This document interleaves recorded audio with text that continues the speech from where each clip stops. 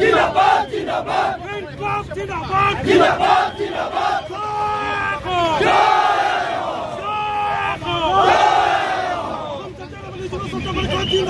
জিন্দাবাদ জিন্দাবাদ জিন্দাবাদ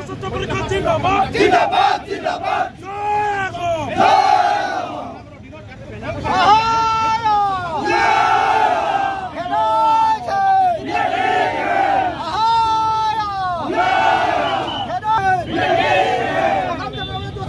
जिंदाबाद जिंदाबाद जिंदाबाद जिंदाबाद जिंदाबाद जिंदाबाद ए जोय चलिसे चलिसे चलिबाद ए हंगा चलिसे चलिसे সমগ্ৰ ৰাজ্যৰ লগত আমি চেষ্টা কৰিছিলোঁ কিন্তু প্ৰশাসনে বাধা দিয়া কাৰ্যক আমি ধিক্কাৰ জনাইছোঁ আজি এই গোটেই কাৰ্যসূচীটো ওপৰত বক্তব্য ৰাখিবৰ কাৰণে অসম জাতীয় পৰিষদৰ ইতিমধ্যে আমি সভাপতি উপস্থাপন পৰিষদৰ কেন্দ্ৰীয় সমিতিৰ সদস্য কেন্দ্ৰীয়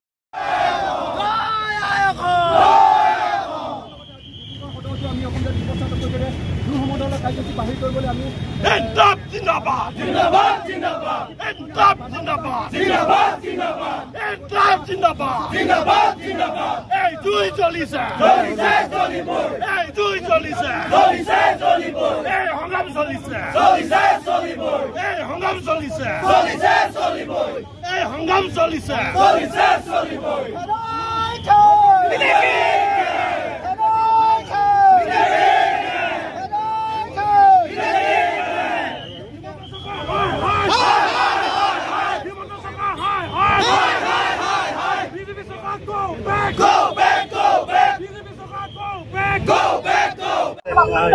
এয়া সঁচা অতি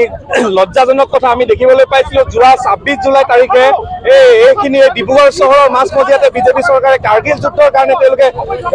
জোৰলৈ সম্বোধন কৰিছিলে তেনে ক্ষেত্ৰত আজি বেছিবাদী চৰকাৰখনৰ বিৰুদ্ধে আমি প্ৰতিবাদ সাব্যস্ত কৰিছে আমাৰ অসম জাতীয়তাবাদী যুৱ ছাত্ৰ পৰিষদ যি ধৰণে তেওঁলোকে আমাৰ প্ৰতিবাদ সাব্যস্ত কৰিবলৈ নাই দিয়া তেনেধৰণে বাধা প্ৰদান কৰিছে তাক এই বিজেপি চৰকাৰখনক আমি ধিক্কাৰ কৰিছোঁ আৰু অনাগত দিনত কেৱল মাত্ৰ ধৰ্মৰ নামত তেওঁলোকে যি নাগৰিকত্ব প্ৰদান কৰিছে তাৰ কাৰণে কিন্তু আমি অসম জাতীয়তাবাদী যুৱ ছাত্ৰ পৰিষদৰ অনাগত দিনত পুনৰ আমি প্ৰতিবাদ সাব্যস্ত কৰিবলৈ বাধ্য